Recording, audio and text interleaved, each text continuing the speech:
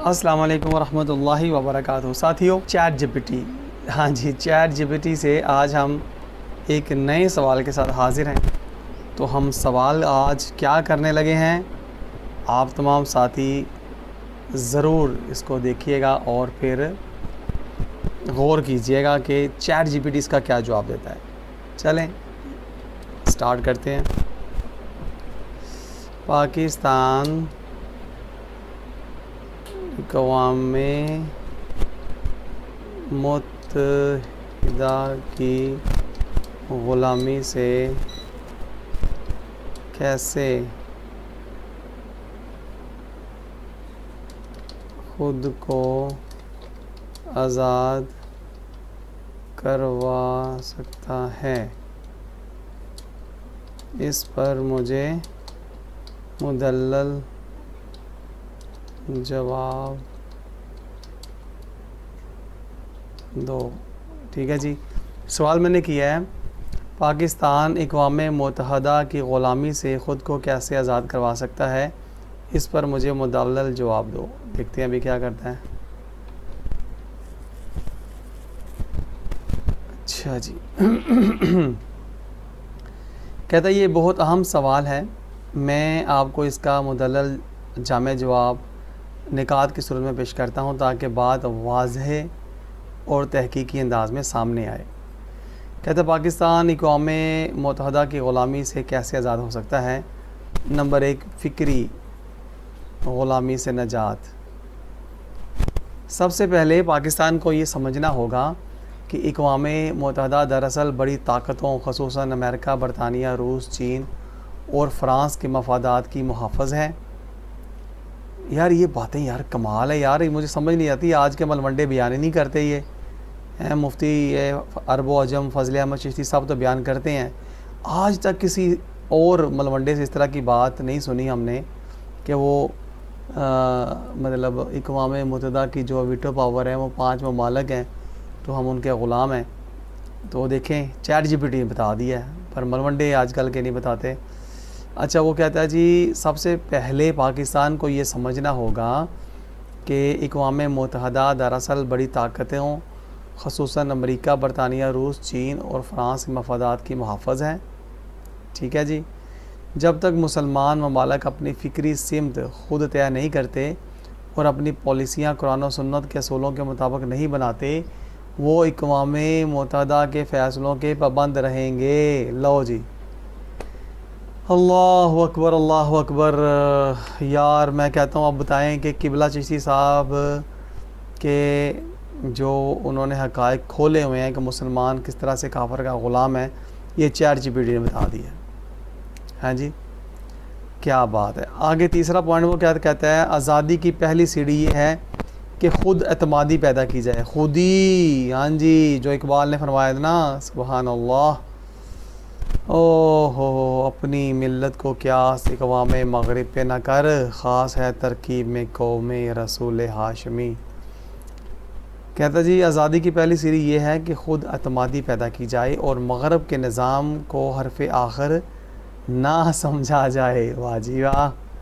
یار میں سمجھتا ہوں کہ یہ کم از کم جتنے بھی ہمیں حکمران ہیں، عسکری قیادتیں ہیں ہماری، وہ کم از کم یار چیٹ جی پی ٹی سے ہی کچھ سیکھ لیں، اس سے ہی رہنمائی لے لیں کہ ہم غلامی کے کس طرح جو ہے نا وہ جال میں جکڑے میں۔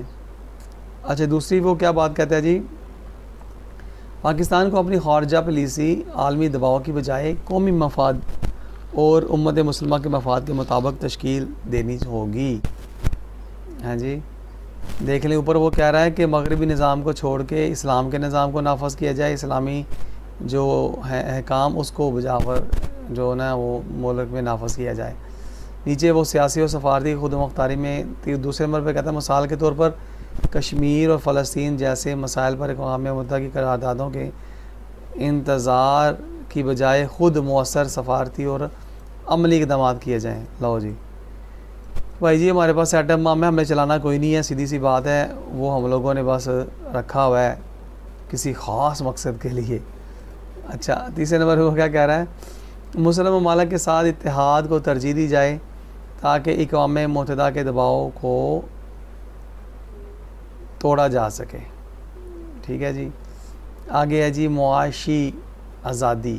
حقیقت یہ ہے کہ اقوام متحدہ اور اس سے جڑی پالیسیاں، عالمی بینک، IMF وغیرہ پاکستان پر معاشی غلامی مسلط کرتی ہے. کوئی شک نہیں ہے.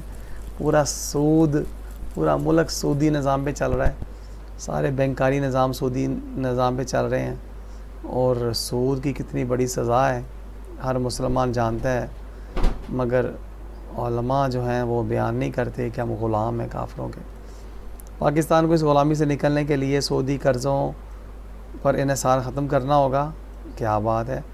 اپنی زرعی اور صنعتی پیداوار کو بڑھانا ہوگا. زبردست. تجارت میں خود کفالت اور برآمدات کو ترقی دینا ہوگی. ٹھیک ہے. جب تک معیشت آزادانہ نہ ہو، کوئی ملک سیاسی طور پر بھی آزاد نہیں ہو سکتا.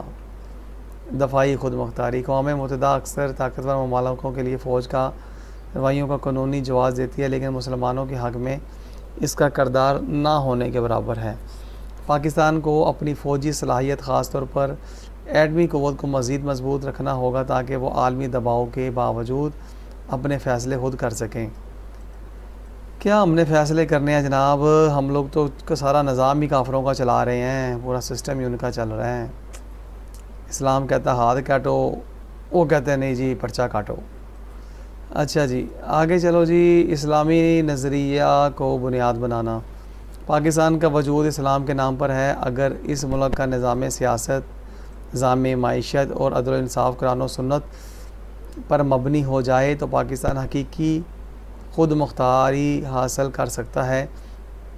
جب تک پاکستان مغربی قوانین اور اقوام متحدہ کے منشور کو اپنے آئین اور قانون پر فوقیت دیتا رہے گا، وہ غلامی سے نہیں نکل سکتا. لو جی اب یہ بات جو ہے میرے خیال سے پارلیمنٹ ہاؤس کے جو ہے نا وہ اندر ہر بندے کو یاد کروائی جائے، اور وہ سارے بیچارے سمجھ جائیں کہ یار ہم تو کافروں کے نظام کے پابند ہیں، ہم لوگ کیا کر رہے ہیں، ہمیں تو اسلام کے نظام کے لیے بات کرنی تھی، اس کے نفاذ کے لیے کچھ کرنا تھا. اچھا جی نمبر 6 پہ وہ کیا کہتا ہے؟ مسلم دنیا کے سارے اتحاد. پاکستان اکیلا اقوام متحدہ کے مقابلے میں کمزور ہے، لیکن اگر پاکستان مسلم دنیا کی قیادت کرے اور ایک متحدہ اسلامی بلاک بنے تو نہ صرف اقوام متحدہ کا دباؤ کم ہو جائے گا، بلکہ مسلمانوں کے مسائل ان کے اپنے پلیٹ فارم سے حل ہوں گے. ایک اسلامی اقوام متحدہ یا خلافتی اتحاد ہی وہ متبادل ہے جو مسلمانوں کو مغربی اداروں کی غلامی سے آزاد کر سکتا ہے. اب جناب اسلامی ممالک کیسے یکجا ہوں گے؟ سب کو تو اس نے وہ کیا کہتے ہیں ہمیں عیش و عشرت کے سامان دیے ہوئے ہیں، مال و دولت کے ساتھ ان کو دبا دیا گیا ہے، عیاشیوں کے ساتھ ان کو پروموٹ کیا جاتا ہے، نئی نئی آسائشوں کے انبار لگائے جاتے ہیں. تو وہ بیچارے کیسے دین کے بارے میں سوچیں گے؟ دین اسلام پڑھیں گے تو پھر ہی کچھ کریں گے نا. تو معاملات بڑے گمبھیر ہے جناب. تو یہ تھا جناب اقوام متحدہ کی غلامی سے نکلنے کے اس نے جو 6 پوائنٹ بتائے ہیں. ٹھیک ہے. ان کو اگر کبھی ممبر رسول پہ بیان ہو جائے کیا بات ہے، قوم کو پتہ چلے کہ ہم لوگ ان کے غلام ہیں اور پھر ہم کر کے رہے ہیں. اجازت دیجیے ساتھیوں، انشاءاللہ تعالیٰ اگلے سوال چیٹ GPT کے ساتھ پھر حاضر ہوں گے. اجازت دیجیے. اللہ حافظ.